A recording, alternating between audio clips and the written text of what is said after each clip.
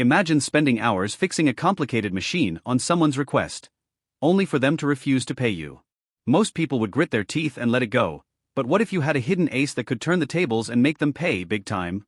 Today's story is about exactly that, how one engineer turned betrayal into a £7,000 payday in just 20 minutes. If you love stories where cleverness and patience crush arrogance, smash that like button, subscribe, and stick around. By the end of this tale, you'll know why never messing with a professional problem solver is lesson number 1. Our protagonist, a skilled engineer specializing in highly specialized manufacturing equipment, had spent years mastering these machines.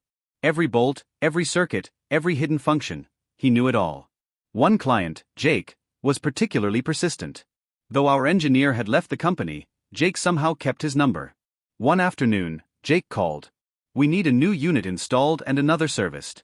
Can you do it this weekend? We'll pay double your current rate. Our engineers are stuck, the instructions don't make sense, and our company can't afford to send someone else." The engineer hesitated. This was off the books, but the challenge, and the temptation, was too strong. Sensory cue: picture a weekend morning, the engineer driving down winding roads, the smell of oil and metal in the air, tools clinking in the back of the van. Excitement mixed with mild irritation at being pulled in after leaving the company. By the time he arrived, boxes of equipment were stacked neatly in the workspace, but a nagging sense of unfairness lingered. Jake had promised payment, but only verbally, and clearly expected work to be done first. Hours into installation, about 6 in, the engineer was interrupted by Jake. "Sorry, they don't have the budget to pay you. My engineers can take it from here." Emotional cue: imagine the engineer, sweat on his brow, hands greasy, frustration boiling as the client casually refuses payment after 6 hours of precise, high-skilled labor. This wasn't just unfair, it was an insult. His expertise was being taken for granted, his time undervalued. Internal monologue: after everything I've done to help these people, this is how they repay me? No. Not happening. If they think I'll just walk away, they have no idea what they're dealing with. Inside the unit was a small hidden test mode button, a feature used for maintenance, impossible to configure the machine with it activated, and invisible to engineers who weren't intimately familiar with the design. Sensory cue: the engineer carefully navigates to a pinhole, presses the tiny button with precision, hears the faint click, and walks away knowing chaos will follow. This single, subtle action guaranteed that the machine would never operate correctly under Jake's engineer's hands. The engineer leaves the site without saying a word. Monday morning. Jake calls frantic. Multiple missed calls and emails. Engineers are scratching their heads for days, unable to diagnose why the machine refuses to work. Internal monologue: let them stew. Let them feel the helplessness I felt.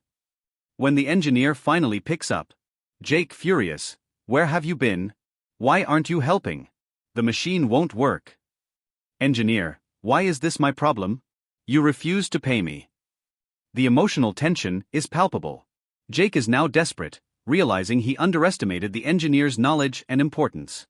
Finally, Jake concedes, apologizing and offering payment, but the engineer holds firm. £7,000 upfront.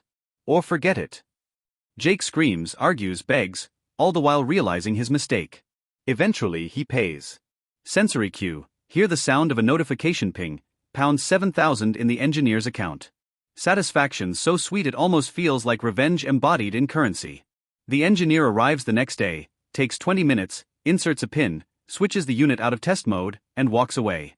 The look on Jake's face, priceless. His engineers? Bewildered. The engineer? Calm, collected, victorious. Emotional arc: a moment of pure power, control, and vindication.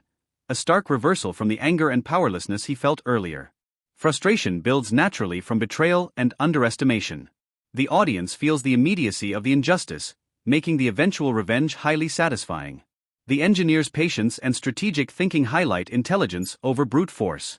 Internal monologue: they thought I'd bend. They thought they could exploit my skills. Never. Never again. I control the situation now. This is classic revenge psychology, turning emotion into calculated action, ensuring every move feels justified. Jake: I can't pay you, my engineers can finish it. Engineer: you want results without paying? Think again. Monday call: Jake panicked: please, the machine won't work. Come fix it. Engineer: £7,000 upfront. Take it or leave it. Installation day: Jake shocked: you're done? That's it. Engineer, 20 minutes. £7,000. Lesson learned. Each line drives tension, builds emotional investment, and emphasizes power dynamic shifting. The engineer walks out after 20 minutes, £7,000 richer. Jake's engineers stare blankly, frustrated and confused. Jake himself is defeated, humiliated that a simple pin made all the difference. Sensory cue, tools clatter into the case, the faint metallic echo in the room. Jake's jaw tightens, forehead creased, hands clenching, helpless. The engineer walks to his car, calm, composed, victorious. The moral payoff is instant, clear, and satisfying. Sometimes, intelligence and patience are the most effective weapons. Expertise is power, and being undervalued can be turned into leverage. Revenge doesn't need chaos, it just needs precision, timing, and confidence. Conversational thought: the engineer didn't yell, fight, or threaten. He simply let knowledge speak, and it made him untouchable. Moral: never underestimate the professional problem solver. You might just pay for your mistake in full and fast. If you loved seeing patience, strategy, and expertise pay off, hit that like button, subscribe, and share your thoughts in the comments. Would you have had the guts to wait for £7,000 instead of taking the first insult? Remember, sometimes the quietest, smartest person in the room is the most dangerous.